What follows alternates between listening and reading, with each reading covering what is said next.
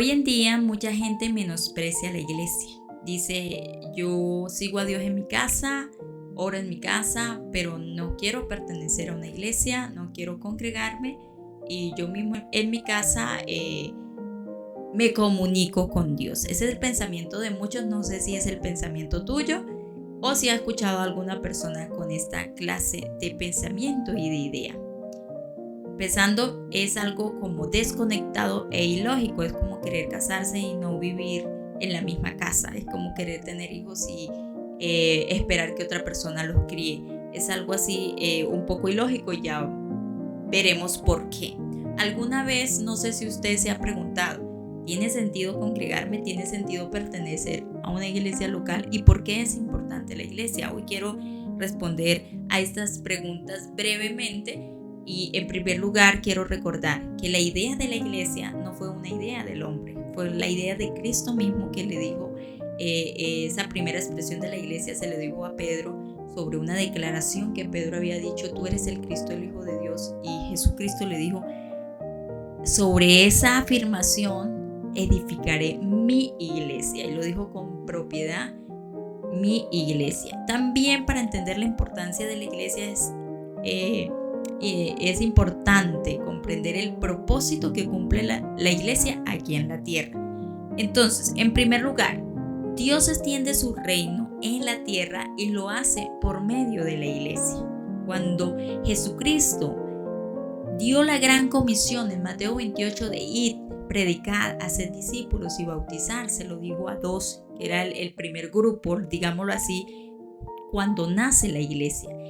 Y cuando las personas empiezan a convertirse, empiezan a rendirse a Cristo, la Biblia dice en Hechos 2:27 que el Señor añadía a la iglesia, y eso es importante, añadía a la iglesia los que iban siendo salvos. Entonces, para poder cumplir esta gran comisión de predicar, bautizar y discipular, se necesita la iglesia.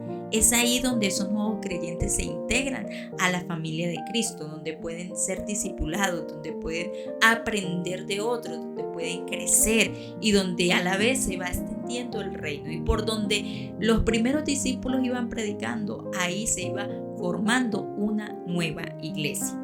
El segundo punto dice, Él quiere que le demos gloria en la iglesia. Efesios 3:21.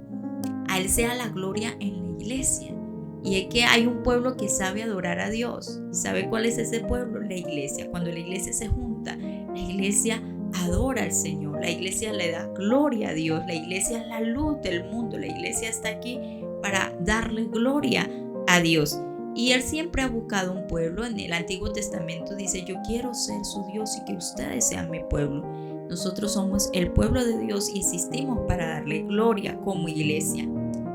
Ese otro punto es importantísimo. La madurez espiritual se consigue en la iglesia. Cuando se trata de salvación, solo necesitamos a Cristo.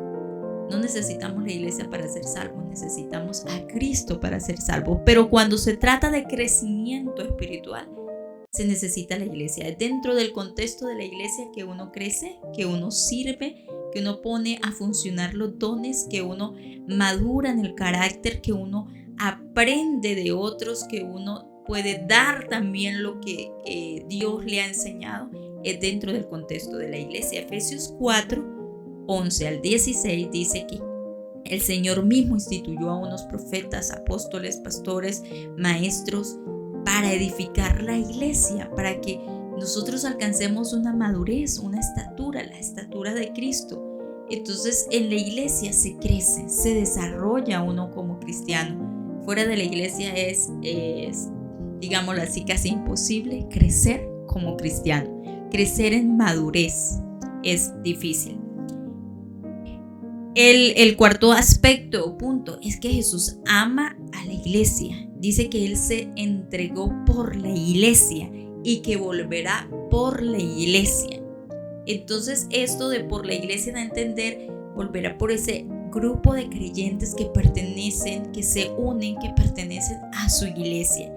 Es importante entender que el Señor no se entregó por personas aisladas que quieran vivir un evangelio de forma aislada, unos por allí, otros por acá, sino que se saben que pertenecen a un cuerpo, que pertenecen a una congregación y que se unen a una iglesia local para extender el reino de Dios, para adorar a Dios, para crecer espiritualmente. Y que se deben también sentir amados porque Dios ama a su iglesia, pelea por su iglesia, cuida a la iglesia. El último punto es que cuando recibimos a Cristo, también recibimos una familia en Cristo. Es como cuando una persona se casa, también hace parte luego de la familia del cónyuge. Cuando nosotros recibimos a Cristo, inmediatamente recibimos unos hermanos, unas personas que también creen en Dios, que tienen un mismo sentir, que están unidos en Cristo y empezamos a pertenecer a esa familia cristiana. Primera de Corintios 12, del 12 al 27, habla de una comparación muy especial donde Pablo dice que Cristo es la cabeza y que nosotros, la iglesia, somos como un cuerpo, aunque somos diferentes, aunque servimos de forma diferente. Todos somos como un cuerpo que cumplen la misión de Cristo aquí en la tierra.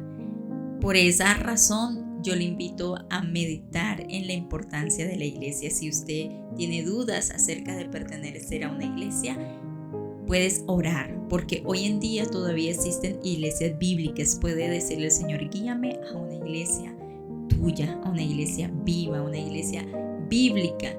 Es cierto que hay muchas iglesias que han dado mal testimonio, pero hoy en día el Señor no ha permitido que la iglesia se extinga, que la iglesia verdadera desaparezca. Hay muchas iglesias que mantienen la verdad, que mantienen el amor, que mantienen la doctrina. Así que pídele al Señor de corazón que te añada a una iglesia.